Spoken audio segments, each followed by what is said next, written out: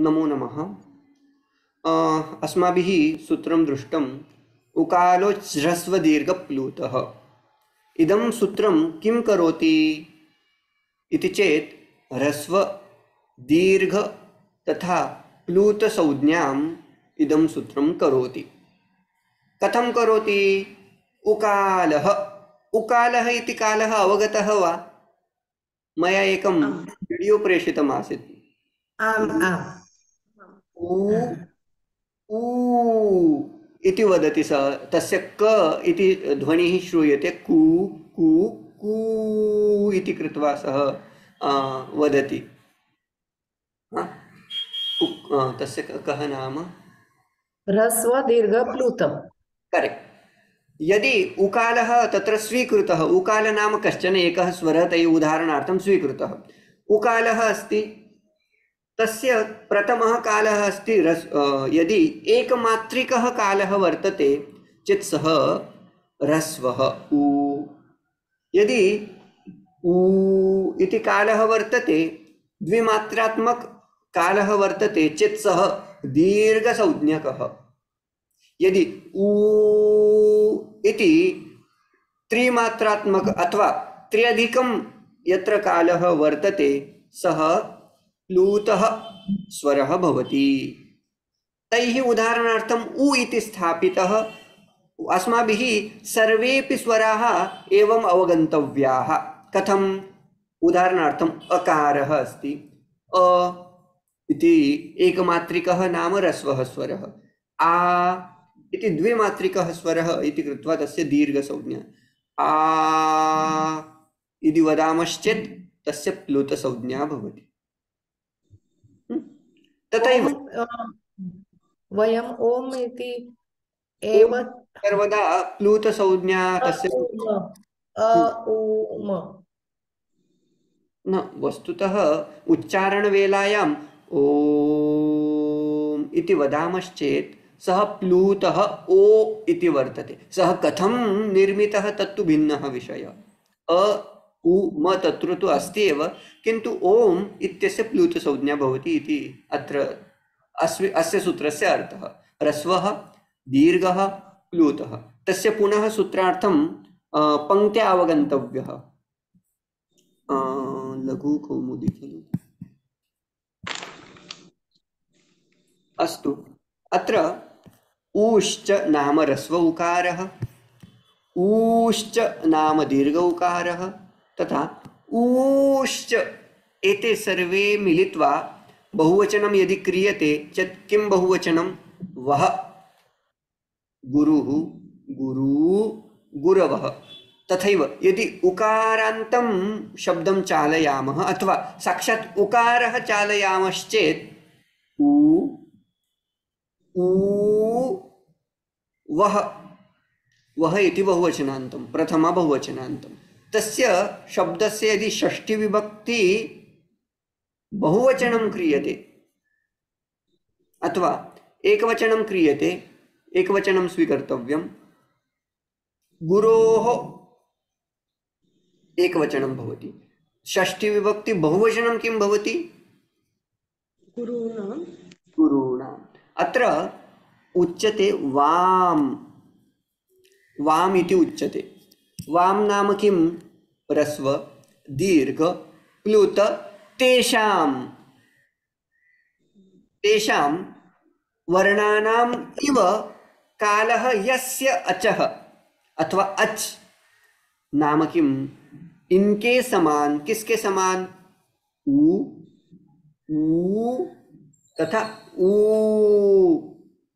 एतयोः नाम एतेषां समानः कालः यस्य अचः, अन्य अपरः अच् नाम अपरः स्वरः, तस्य अपि क्रमेण ह्रस्व दीर्घ प्लुत इति संज्ञा भवति। अवगतः? उकार के समान अन्य किसी भी काल हो ना, जैसे कि ई तेषाम अपि क्रमेण ह्रस्व दीर्घ प्लुत ऐसी संज्ञा होगी। इतना ही अर्थ है इसका। इतना तक क्लियर है? इतना क्लियर है? स्पष्ट है ना? यदि किसी को डाउट है, जब जब आपको संशय आता है बिल्कुल वही मुझे रोकिएगा, पूछिएगा ये पंक्ति मुझे समझ में नहीं आई तो मैं फिर से एक्सप्लेन करूँगा, और यदि आप पूछते नहीं तो मैं ऐसा कंसिडर करूँगा को आपको आने लगा, वो पंक्ति समझ में आई तो मैं आगे जाऊँगा. Okay. Yes. Can I ask a quick question, sir? जी जी जी.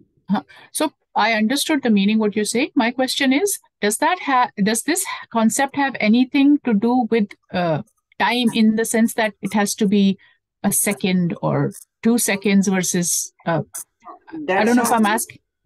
Time, there should be some measurement.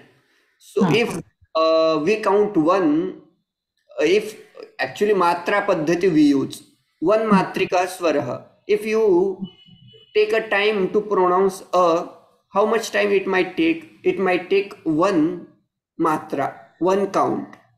So that will be known as rasvah swarah. If it takes more than one matra, in the sense if it counts 2 matras, so we should say it is dirgha swarah. And if it is taking more than 2 counts, 2 matras, that is known as pluta. So time is included there. If it takes very short time, that is called rasva. If it takes little bit more than short, it will be called dirgha. And if it is taking more than short, dirgha also, not short, dirgha swara, if it is taking more than 2 matras or dirgha swara, that is called pluta. That's how it is. Okay, perfect. So I got the concept, but what I was wondering was, say, for example, there are 2 people who are chanting, and I'm moving into the territory of using it practically. So 2 people who are chanting, if I am a slow chanter and somebody else is a fast chanter, does the dirgha, hrusva and plut get defined differently for me versus the other person, or there's a standard, no, 1 second, 2 seconds, 3 seconds, everybody has to do it that way? It depends on your speed. Time and speed. Okay. It depends upon speed. Okay. Right? Got it. Thank you. So there are 3 types of length. First, 1 count. Second length, 2 counts. And third length is more than 3 counts. So those length will be known as rasva. That same length is named as dirgha and pluta. If there is 1 length, in the sense 1 count, rasva, 2 counts, dirgha, more than 2, pluta. Is that clear? Yeah. For all, right? Next. Saha इत्युक्ते तैः उक्तम्, अत्र पंक्ति टिप्पणी वर्तते, सः लब्ध रस्वादि संज्ञकः अच्, कश्चन अच् नाम स्वरः, सः स्वरः यस्य रस्व संज्ञा अभूत, यस्य दीर्घ संज्ञा अभूत, यस्य प्लुत संज्ञा अभूत, कश्चन एकः स्वीकर्तव्यः. अधुना सः अच् प्रत्येकम् उदात्तादिभेदेन त्रिधा भवति. पुनः तस्य प्रकारत्रयं भवति. कस्य? स्वरः. कश्चन अपि स्वरः तत्र वर्तते. सः तस्य त्रेधा भेदः भवति. कथं भवति? तदेव उच्यते अग्रिमेन सूत्रेण. उच्चैरुदात्तः इति सूत्रम्. उच्चैरुदात्तः 1 to 29. वदन्तु एकेन कश्चन, केनचित्. उच्चैः उदात्तः. उच्चैः इति एकं पदम्, उदात्तः इति अपरं पदम्. उच्चैः नाम उच्चस्वरेण. कथम्? उच्चैः अस्य वस्तुतः अर्थं टिप्पणौ स्पष्टीक्रियते. पश्यन्तु टिप्पणीम्. ओके. तृतीया टिप्पणी वर्तते. ताल्वादिषु स्थानेषु ऊर्ध्वभागे निष्पन्नः अच् अनुदात्तः. एषा पंक्ति वर्तते. अधुना अवगच्छन्तु, अस्माकम् उदरात् ध्वनिः बहिरायाति, नाभिस्थानात् ध्वनिः निष्पद्यते. सः ध्वनि अस्माकं पश्यन्तु एतद् मुखम् अस्ति इति चिन्तयन्तु, साक्षात् मुखं कथं दर्शयामि इति कृत्वा एवं मुखम् अस्माकं वर्तते, अयं कण्ठः एतद् मुखम् इति चिन्तयन्तु। सः ध्वनिः उदरात् आयाति, मुखात् बहिः आयाति। अस्तु, अत्र ताल्वादिस्थानं वर्तते, दन्त्य एते दन्ताः इति चिन्तयन्तु, दन्ताः, ततः तालु मूर्धा इत्यादिकं चिन्तयन्तु। यदि स्वरः आयाति, स्वरः यदा बहिः आयाति, सः यदि मध्यभागात् आयाति, अधः आयाति तथा उपरिष्ठात् आयाति, प्रत्येकस्य कृते भिन्ना भिन्ना संज्ञा वर्तते। अत्र उच्यते यदि ताल्वादिस्थानेषु नेटवर्क में एक सरांसन। ध्वनिः न श्रूयते वा? हाँ अरे अरे, अभी आ रहा है ना? हाँ हाँ। ठीक है। तो ताल्वादिस्थानेषु ऊर्ध्वभागे नाम यदि सः ध्वनिः उपरिष्टात् भागात् आयाति चेत् सः स्वरः केन संज्ञया ज्ञायते? अत्र दीयते उच्चैः उदात्तः। सः स्वरः उदात्तस्वरः इति नाम्ना ज्ञायते। अवगतम्? यदि पश्यन्तु, मुखात् ध्वनिः बहिः आयाति, सः यदि ऊर्ध्वभागं स्पृष्ट्वा बहिः आयाति चेत् सः उदात्तः स्वरः इति अवगन्तव्यः। एतावता क्लियर्? अग्रिमं, नीचैः अनुदात्तः। यदि ध्वनिः अधस्तात् भागात् बहिः आयाति, अधस्तात् नाम ताल्वादिस्थानमस्त वर्तते, तस्य अधः भागः, यदि तं स्पृष्ट्वा बहिः आयाति चेत् सः अनुदात्तः। अस्तु, तृतीयं, यदि सः ध्वनि एव न उपरिष्टात् आयाति न अधस्तात् आयाति, यदि सः मध्यस्थात् आयाति, साक्षात् ताल्वादिं न स्पृष्ट्वा साक्षात् मध्यस्थात् आयाति चेत् सः समाहारः स्वरितः। स्वरितः इति संज्ञया सः ज्ञायते। अवगतम्? एतावता पुनः टिप्पणी द्वारा स्पष्टीकरोमि। ताल्वादिस्थानेषु ताल्वादिस्थानानि वर्तन्ते, तेषु स्थानेषु ऊर्ध्वभागे निष्पन्नः अच् सः उदात्तः। चतुर्थी पंक्ति, ताल्वादिस्थानेषु अधभागेषु अथवा अधोभागे निष्पन्नः अच् निष्पन्नः स्वर सः अनुदात्तः। पंचमी पंक्ति, उदात्तात् अनुदात्तत्वात् तयोः एकत्र समाहारः। न उपरिष्टात् वर्तते न अधस्तात् वर्तते, मध्यस्थात् यदि आयाति स्वरः सः समाहारः। एतावता स्पष्टं? समाहारः। अस्तु, आङ्ग्लभाषायां पुनः बोधयामि। यदि तत्र Can you give example? हाँ, अहम् इतोपि स्पष्टीकरोमि। उच्चैः उदात्तः। उच्चैः, while pronouncing, if it takes upper portion of talu etc. sthanam, that swara is known as udatta. So now how to understand? If we are reading some Vedas or some mantra, there will be particular sign, right?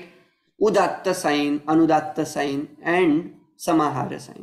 For udatta, they do not put any sign. There is no any symbol while writing mantra for udatta. So whenever you don't find any sign, that means that is udatta swara. Okay. Next, अनुदात्तः। नीचैः अनुदात्त इति अपि संज्ञासूत्रं वर्तते। कस्य अनुदात्त संज्ञा भवति इति चेत् अधभागे निष्पन्नः अच्। उदाहरणार्थम् अन्यद् वदामि।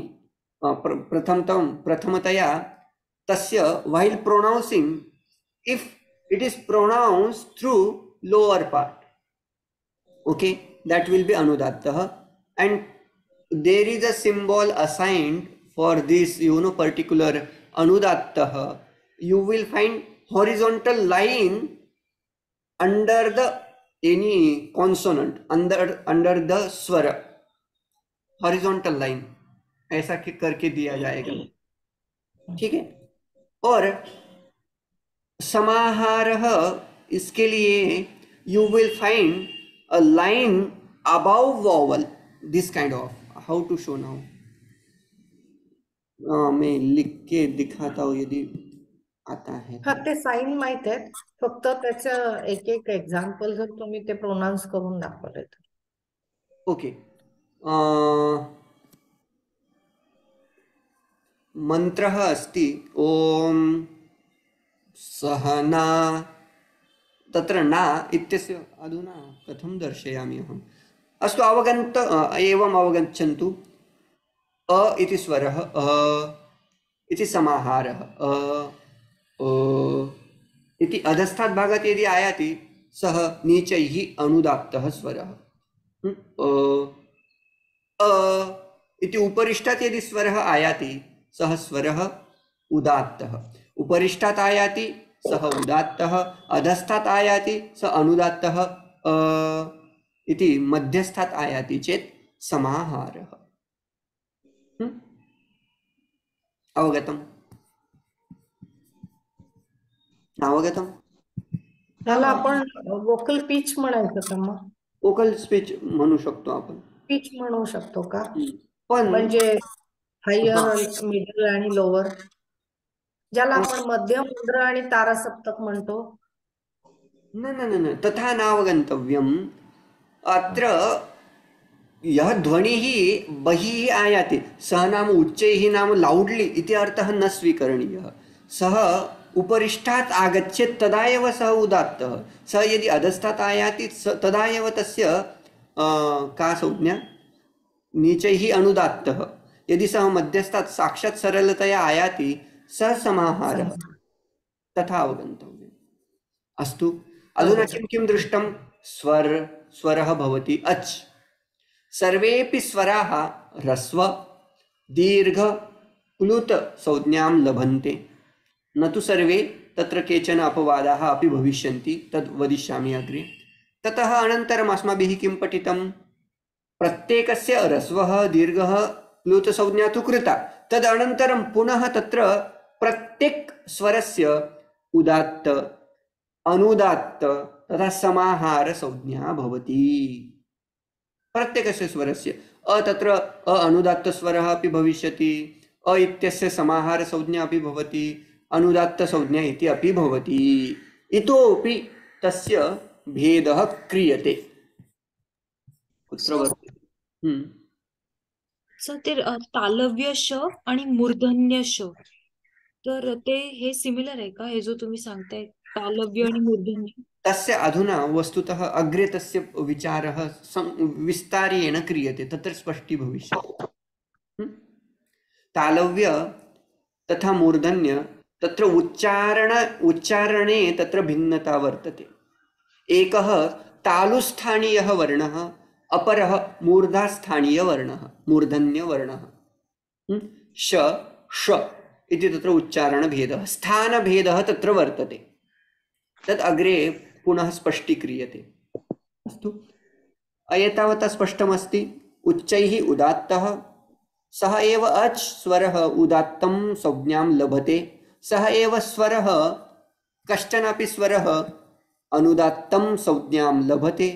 यदि सः मध्यस्थात् उच्चार्यते चेत् समाहार संज्ञां लभते इति स्पष्टम्। अस्तु, इतोपि प्रकारद्वयं तत्र विधास्यते। स नाम सः अचः, सः कदाचित् अकार स्यात्, इकार स्यात्, उकार स्यात्, यद् स्वीकर्तव्यं तत् स्वीकुर्वन्तु। सः नवविधः अपि, अधुना नवप्रकाराः जाताः। कथं जाताः? पश्यन्तु, अ इति वर्णः, तस्य ह्रस्व दीर्घ प्लुत इति 3 खलु। तस्य प्रत्येकस्य ह्रस्व उदात्तः, ह्रस्व अनुदात्तः, ह्रस्व स्वरितः इति प्रकारत्रयम्। दीर्घ आसीत्, दीर्घ उदात्तः, दीर्घ अनुदात्तः, दीर्घ समाः सॉरी दीर्घ, क्षम्यतां पुनः वदामि, अकार इति स्वरः, ह्रस्व अकारः, ह्रस्व ह्रस्व अनुदात्त अकारः, दीर्घ अनुदात्त अकार, समाहार अकारः, ह्रस्व समाहार अकारः इति अवगन्तव्यं। श्वः अहं तत्र स्लैड् कृत्वा दर्शयामि, तेन स्पष्टं भविष्यति। दीर्घः, दीर्घ उदात्त आ सॉरी ह्रस्व न दीर्घ खलु, दीर्घः प्रकारः, समाहार दीर्घ उदात्त आ, दीर्घ अनुदात्त आ, प्लूत दीर्घ समाहार आ, तथा तृतीयः प्रकारः प्लुतः, प्लुत उदात्त, प्लुत अनुदात्त तथा प्लुत समाहार समाहार। तत्र समाहार तत्र ओके उपरि म्हणजे ह्रस्व इत्थं दीर्घ द्वौ आणि प्रकाराः प्लुत, जाताः। ह्रस्व दीर्घ प्लुत याचं उदात्त अनुदात्त आणि समाहार ह्याचे 3 प्रकार असे इंटू 9 हे मॅट्रिक्स आहे। हाँ करेक्ट, तो उनके सबके 9 प्रकार हो गए, हर एक स्वर के आप बना सकते हो 9 प्रकार। ठीक है, अभी तस्य नवविधापि प्रकारद्वयं विधास्यते।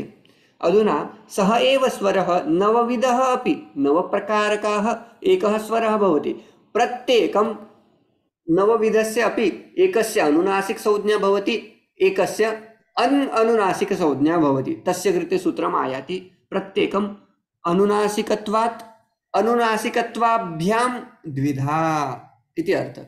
अनुनासिकत्व अनुनासिकत्वाभ्यां द्विधा इति 18 प्रकाराः अधुना भविष्यन्ति, तत् अहं प्रदर्शयामि अन्ते। किं सूत्रमस्ति? मुखनासिकावचनोऽनुनासिकः।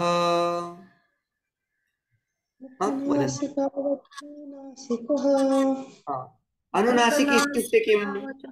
नासिकः एतत् सूत्रम् अनुनासिकसंज्ञां करोति, किन्तु अनुनासिकः वर्णः कः इति चेत् मुखनासिकावचनोऽनुनासिकः इति सूत्रेण अनुनासिकसंज्ञा भवति। अस्य अर्थः कः? मुख सहित नासिकया उच्चार्यमाणः वर्णः अनुनासिकः वर्णः। मुखस्य साहाय्येन तथा नासिकया साहाय्येन यः वर्णः उच्चार्यते सः अनुनासिकः इति। स्पष्टं खलु? तस्य सूत्रार्थं पुनः पश्यामः। पश्यन्तु, मुखसहित नासिकया उच्चार्यमाणः वर्णः अनुनासिकसंज्ञः स्यात्।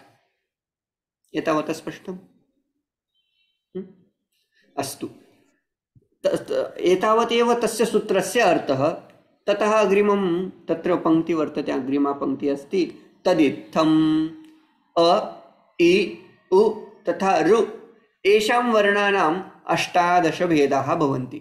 अच् मध्ये एते 4 प्रथमतया स्वीकरणीयाः। अ इ उ तेषां संज्ञा 18 संज्ञकाः ते भवन्ति। उदाहरणार्थम् एकं प्रदर्शयामि। अनेन स्पष्टीभवति। अकारः वर्तते, अकारस्य 18 भेदाः सन्ति। ह्रस्व अकारः, दीर्घ अकारः तथा प्लुत अकारः। तस्य प्रत्येकस्य यदि पश्यामः, सर्वप्रथमं ह्रस्व दीर्घ प्लुत संज्ञा कृता, उकालो ह्रस्व दीर्घ प्लुतः इत्यनेन। ततः प्रत्येकस्य तत्र उदात्त अनुदात्त स्वरितः इति एका संज्ञा कृता। उदात्त आ, अनुदात्त आ तथा स्वरित आ दीर्घ, तथैव उदात्त अनुदात्त प्लुत इति पुनः प्लुत आकारस्य अपि संज्ञा कृता। एतत् सैन् वर्तते तस्य कृते।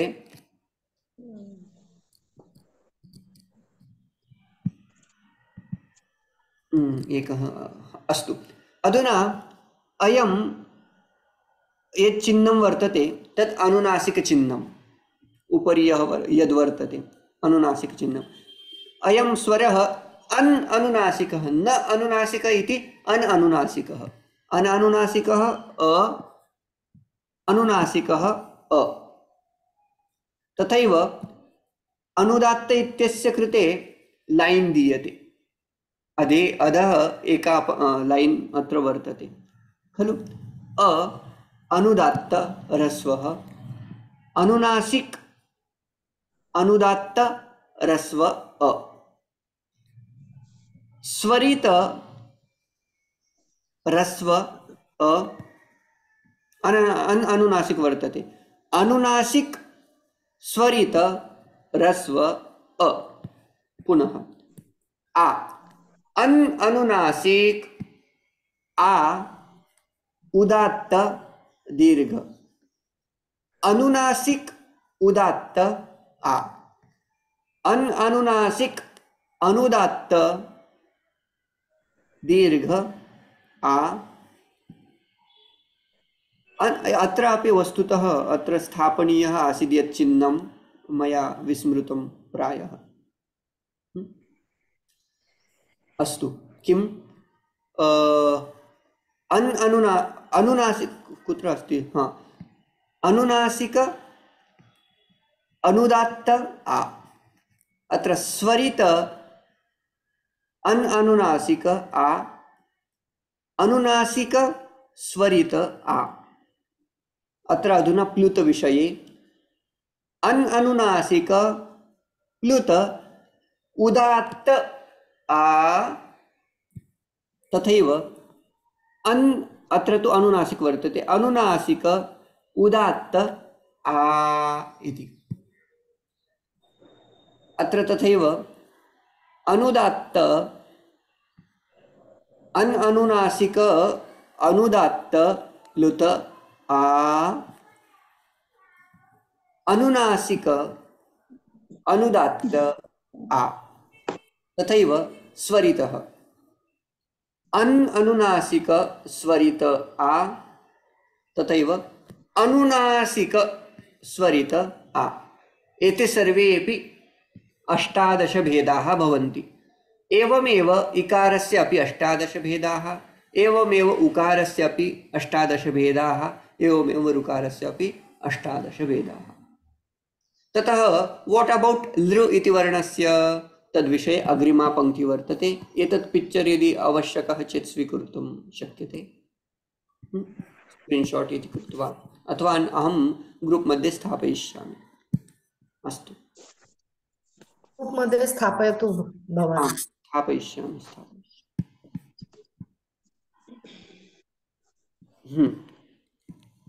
अ इ उ ऋ एतेषां का संज्ञा भवति इति, एतेषां कति प्रकाराः भवन्ति इति चेत् 18 प्रकाराः यथा मया दर्शिताः। अस्तु, लृवर्णस्य 12 एव, लृ इति वर्णस्य 12 एव भेदाः भवन्ति। कस्मात्? तस्य दीर्घ अभावात्। लृ इत्यस्य दीर्घ नास्ति। यदि सर्वेपि दीर्घाः निष्कास्यन्ते चेत् तत्र 6 भेदाः न भविष्यन्ति इति कृत्वा 12 एव। 6 6 6 इति कृत्वा 18 भेदाः भवन्ति। ह्रस्वप्रकार यदि निष्कासितः चेत् तत्र 12 एव। तथैव एवम् अचाम् अपि एचाम् अपि ए ओ ऐ औ तेषां कति भेदाः? 12 एव। कस्मात्? तेषां ह्रस्वः अभावात्। ए इत्यस्य ह्रस्वः न भवति, ऐ इत्यस्य ह्रस्वः न भवति, ओ इत्यस्य ह्रस्वः न भवति, औ इत्यस्य अपि ह्रस्वः न भवति। अस्माकं पाठशालायां तथा पाठ्यते बाल्यावस्थायां। यतोहि तैः दर्शनीयः भेदः, अयम् एकारः अयम् ऐकारः। कथं दर्शनीयते? वदन्ति अयं ह्रस्वः अयं दीर्घः। वस्तुतः तत्र ह्रस्वदीर्घप्रकारः अत्र नास्ति एकारे, तत्र दीर्घप्रकार एव नास्ति। अस्तु, एतावता स्पष्टमस्ति। इतने तक क्लियर है ना? ह्रस्वाभावात् आम् इति। आम् हाँ, Yes, अस्तु। yes. चेत् वरम् इतोपि प्रश्नाः सन्ति चेत् पृच्छन्तु। यद्यत् पठितम् अद्य तस्मिन् विषये यदि प्रश्नः उदेति चेत् पृच्छन्तु। किमपि अस्मिन् विषये 5 निमेषाः सन्ति।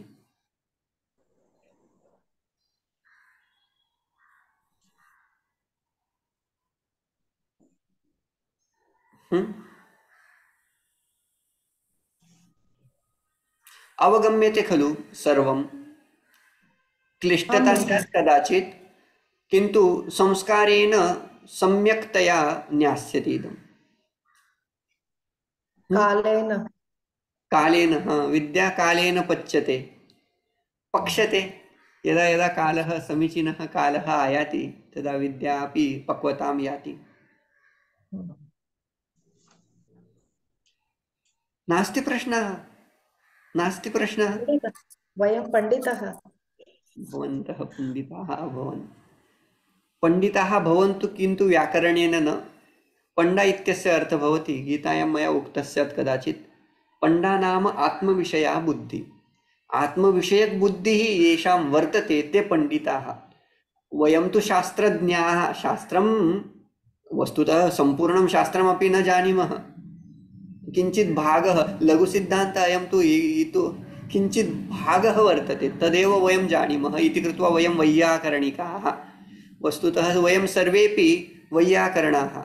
वैयाकरण इति शब्दस्य व्युत्पत्तिः ये व्याकरणं जानन्ति, ये च व्याकरणं पठन्ति। वयं व्याकरणं न जानीमः, किन्तु वयं व्याकरणं पठामः इति कृत्वा वयं वैयाकरणिकाः अथवा वैयाकरणाः इति स्मः। तत्तु समीचीनमेव वक्तुं शक्यते, वयं वैयाकरणिकाः इति। अस्तु, यदि प्रश्नाः न सन्ति अथवा अन्यत् किमपि डिस्कशन् आवश्यकं चेत् वदन्तु, नो चेत् अत्र समाप्तिं कुर्मः मीटिङ्ग्। महोदय, इसमें अभी एकदम बहुत जो थरक हमें बोल्ड लेटर्स में बताइए कि क्या क्या जी जी जी, डिस्टर्बेंस है। आवाज आ रहा है? हाँ आ रहा है। हाँ, मुझे बताइए कि यहाँ पे हमें क्या क्या मेनली बाय हार्ट करना है जो हमें आगे यूज होएगा। मीन्स वो इसमें अभी से थोड़ा थोड़ा करेंगे हम लोग। जो मेन सूत्र है ना वो याद करने हैं आपको, और उसके हो सके तो उसकी वृत्ति करके रखिएगा। वृत्ति से आपको सूत्र का अर्थ स्पष्ट होता है।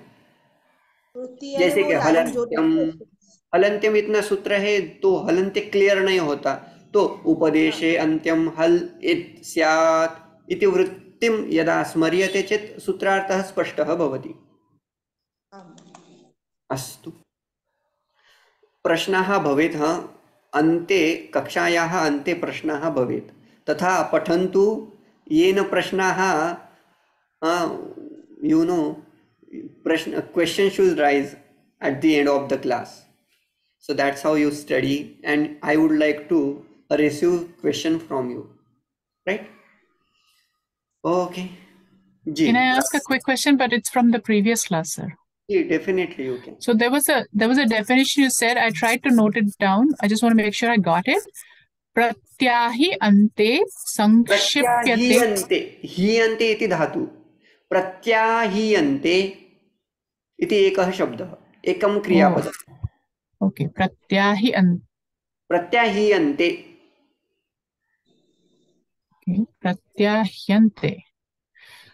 संक्षिप्यते वर्णाः इति प्रत्याहारः। Is that correct? संक्षिप्यन्ते बहुवचनं कुर्मः, वर्णाः इति वदामः खलु।